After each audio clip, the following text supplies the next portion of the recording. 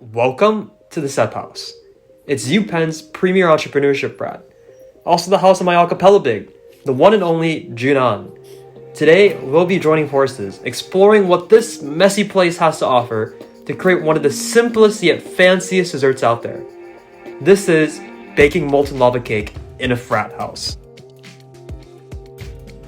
Molten chocolate lava cake is traditionally just a chocolate batter that has been baked at such a high heat, a crust forms before the inside is fully cooked.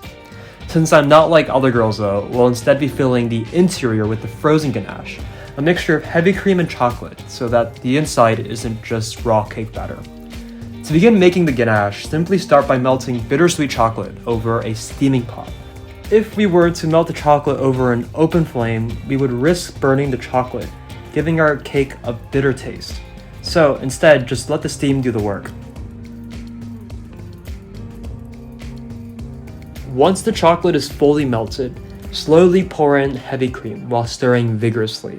Keep in mind that chocolate contains lots of cocoa butter, while cream is over 60% water. To prevent this mixture of polar and non-polar ingredients from splitting, stir vigorously and pour slowly.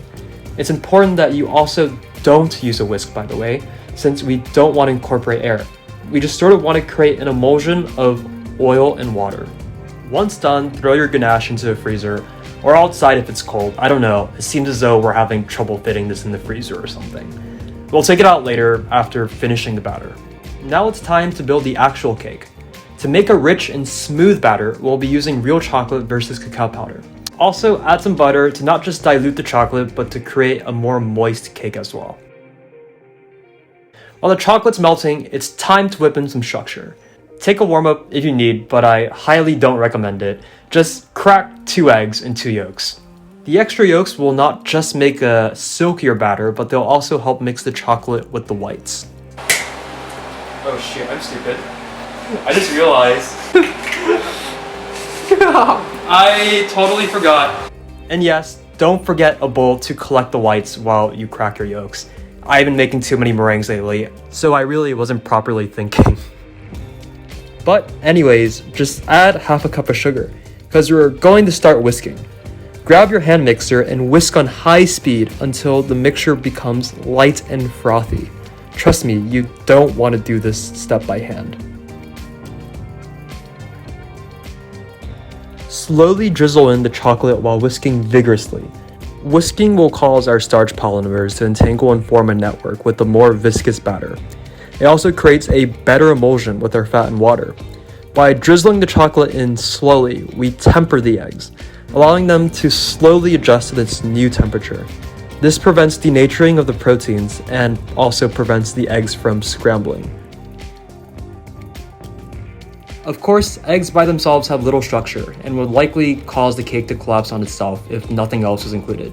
So we're adding some flour to make it sturdier, not too much of course, since we don't want the cake to be too crumbly. Just gently fold the flour until it's well incorporated. We don't want to deflate too much air. Before we pour these into the ramekins, coat each ramekin with butter and sugar. I didn't get this stuff on video, but this ensures a crunchy exterior and an even rise. It's time to bring the ganache back. Just like the soup dumpling method, we're inserting frozen ganache so that it'll melt during baking, bringing an element of moltenness in the center upon completion. Just fill your ramekins with 1/3 of the way with batter, add a chunk of ganache, and fill the rest. After all that baking, I sort of forgot that we didn't have any gloves. So we just tried to use, but we had to take them out. Luckily, we were able to find a stack of napkins to prevent any burns. I don't know, I guess it was a success? Just enjoy watching us make fools of ourselves, attempting to take these bad boys out without getting burned. As they say, modern problems require modern solutions. Baking in a frat house. Baking in a frat house.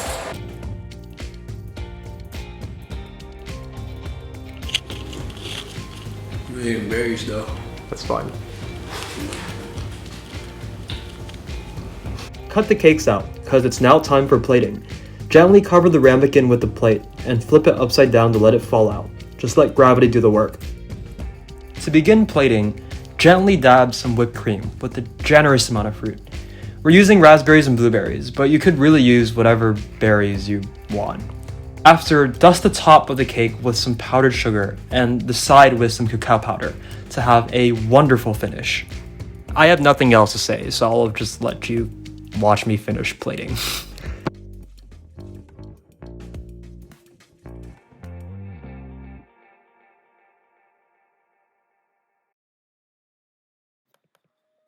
Time for the moment of truth.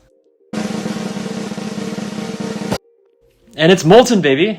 Let's go! But of course, taste is everything, so let's first hear what others have to say. Wait, how did the Iron Chefs do it? Mix it.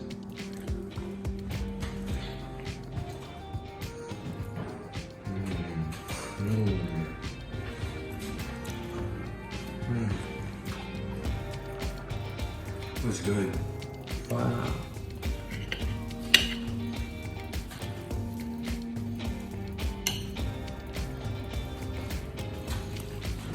You gotta put on the persona.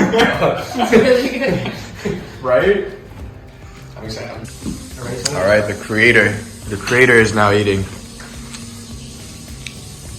Okay, Mike. No, I think success. Success making a frat house. Success? Yeah? Whoa.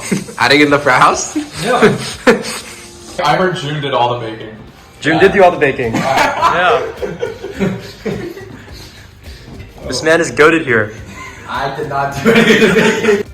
Regardless of who did the baking, it's a team effort that really matters. From disorganization to ingenuity, we were still able to collectively construct this beautiful dessert. Anyways, thanks for watching this video. I hope you enjoyed it. For this was Baking in a Frat House.